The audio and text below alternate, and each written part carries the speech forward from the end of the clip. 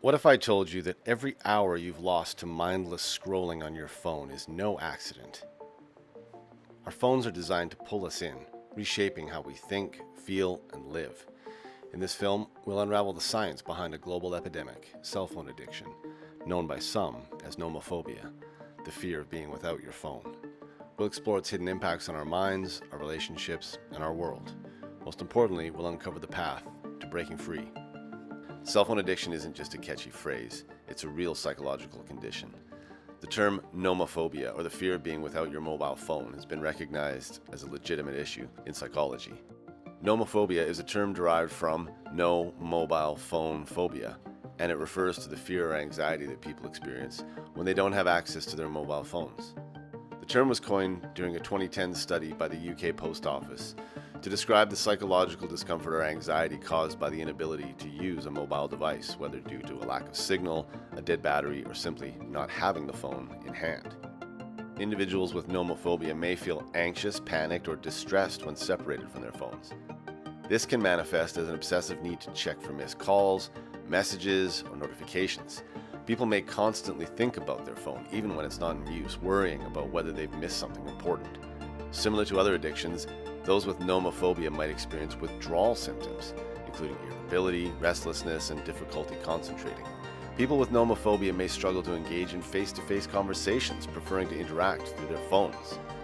There's often a strong reliance on mobile phones for information, navigation, social interaction, and entertainment. This dependence can reduce a person's ability to function independently without their device. Many individuals with nomophobia keep their phones close by at all times, even when sleeping. This can lead to disrupted sleep patterns and a lower quality of rest. But what's happening in your brain when you can't resist checking that notification? It all comes down to dopamine.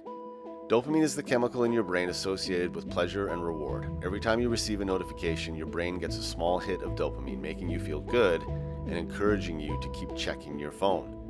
The cycle of instant gratification is similar to what's seen in gambling addiction, where the unpredictability of rewards keeps you hooked. Beyond the brain chemistry, cell phone addiction has far-reaching effects on our mental health and social lives. Studies have linked excessive phone use to increased anxiety, depression, and feelings of loneliness. Why? Because social media often creates a distorted reality, a highlight reel that makes others' lives seem more exciting, leaving us feeling inadequate by comparison. There's also something known as anticipatory dopamine release. Most people think of dopamine as the pleasure chemical that's released when you experience something enjoyable, like eating your favorite food or getting a like on social media. However, dopamine is actually more strongly linked to anticipation of rewards, rather than the reward itself. When you see a notification pop up on your phone, your brain releases dopamine in anticipation of what that notification might be. A message from your friend, a new follower, or an exciting update.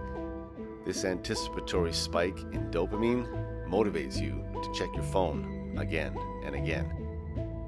The reward prediction error is when the actual reward, like the content of the notification, matches or exceeds your expectation. And when that happens, dopamine reinforces the behavior, making you more likely to repeat it.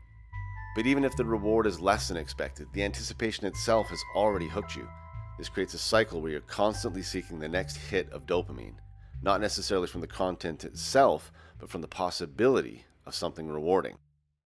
Apps and social media platforms often exploit this by providing notifications on a variable schedule, meaning you don't know exactly when you'll get a reward, like a like or a comment. This unpredictability heightens anticipation and keeps you engaged, much like how slot machines keep gamblers hooked. And it's not just mental health that's at risk. Our social interactions are suffering too. Think about when you go out for dinner with friends. How many people seem more engaged with their phones than with each other?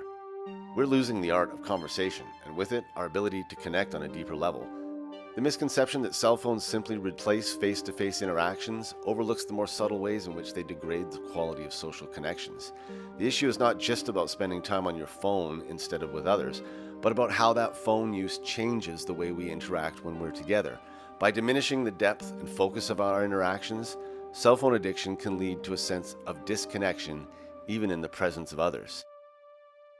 Cell phones can create a sense of constant connectivity, allowing people to stay in touch with a large number of acquaintances through social media, texting, and messaging apps.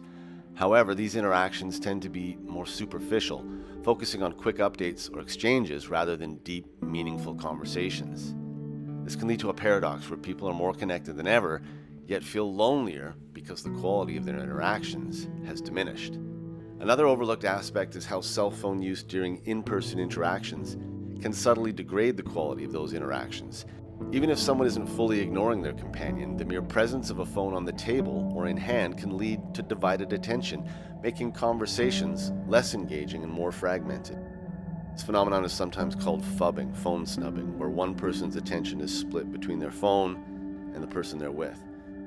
Cell phones can also act as a social buffer in uncomfortable or awkward situations. Instead of working through a difficult conversation or embracing silence, people often turn to their phones as an escape, which can prevent deeper relationships from forming or issues from being resolved.